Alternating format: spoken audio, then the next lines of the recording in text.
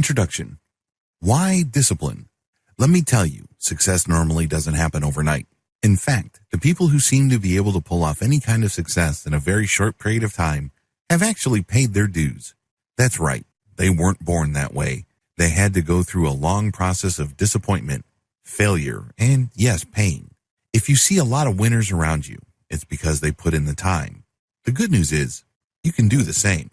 Discipline is not just about achieving your goals.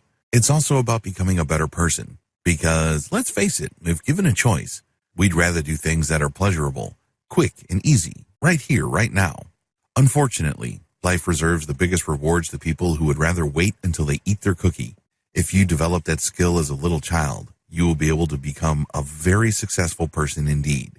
In fact, in a long-term study conducted in the United States, children who were able to delay gratification by foregoing eating a cookie now, in exchange for a promise of eating 2 cookies in the future, turned out to achieve higher levels of career, personal, and health success. Discipline is closely related to how well you do in life. This is not something that you pick up to solve some sort of problem and then promptly drop. Instead, this is a key part of you that you need to invest a proper amount of time, effort, and energy in, which will continue to pay dividends long into the future. Many levels of discipline. There are many levels of discipline. There is no one-size-fits-all set of features to discipline. In many cases, it requires adaptability, depending on the particular set of circumstances you're dealing with. With certain people, you need more discipline than others. In certain aspects of your life, like education, you will need a certain type of discipline, whereas you would need different levels of self-control when it comes to avoiding drugs, alcoholism, or sexual addiction.